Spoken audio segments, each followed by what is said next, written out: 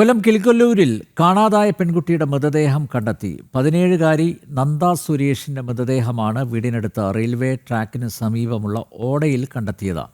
Kilikollur police അന്വേഷണം തുടരുകയാണ്. ഇന്നലെ വൈകുന്നേരം മുതലാണ് കിളികൊല്ലൂർ സ്വദേശി സുരേഷിന്റെ മകൾ നന്ദയെ കാണാതായത്.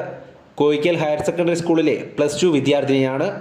കുട്ടിയെ കാണാതായത് ചൂണ്ടിക്കാട്ടി വീട്ടുകാർ കിളികൊല്ലൂർ പോലീസിലും പരാതി നൽകിയിരുന്നു.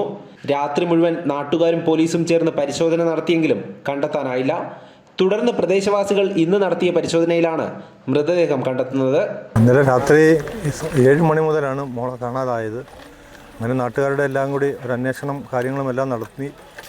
പ്രാദേശികപരമായിട്ടെല്ലാം അന്വേഷിച്ചു. അപ്പോഴൊന്നും കുട്ടിയെ കണ്ടില്ല. അങ്ങനെ നേരെ സ്റ്റേഷനിൽ പോയി പെറ്റീഷൻ കൊടുത്തു. അങ്ങനെ പോലീസുകാരും നാട്ടുകാരും എല്ലാം കൂടി തിരച്ചിൽ നടത്തി. കുട്ടികളുടെ കൂട്ടുകാരുടെ വീടുകളിലും എല്ലാം വിളിച്ച് ചോദിച്ചു.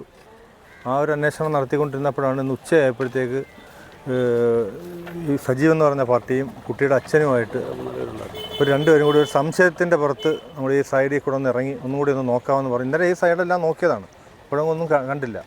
അങ്ങനെ ഓടയുടെ അകത്തായിപ്പോയി. പോച്ചം കൂടി കിടന്നതുകൊണ്ട് ഓടയുടെ അകത്തായിരുന്നു.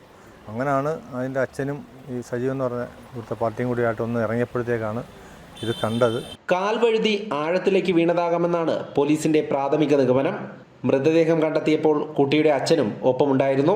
പെൺകുട്ടിയുടെ തലയ്ക്ക് ഗുരുതര പരിക്കേറ്റ് രക്തം വാർന്ന നിലയിലായിരുന്നുവെന്ന് പ്രദേശവാസികൾ പറയുന്നു.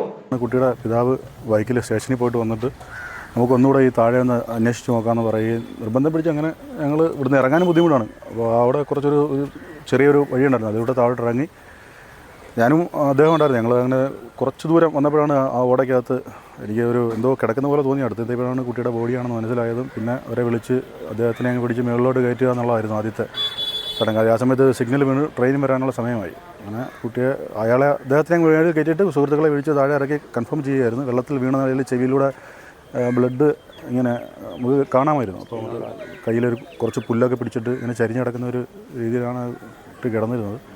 കൊല്ലം city police commissioner Kiran Narayanan സ്ഥലത്ത് പരിശോധന നടത്തി. ഇൻക്വസ്റ്റ് നടപടികൾക്ക് ശേഷം മൃതദേഹം ആശുപത്രിയിലേക്ക് മാറ്റി. പോസ്റ്റ്മോർട്ടത്തിന് ശേഷം മാത്രമേ മരണകാരണം വ്യക്തമാകൂവെന്ന് പോലീസ് അറിയിച്ചു. ജനം, കൊല്ലം.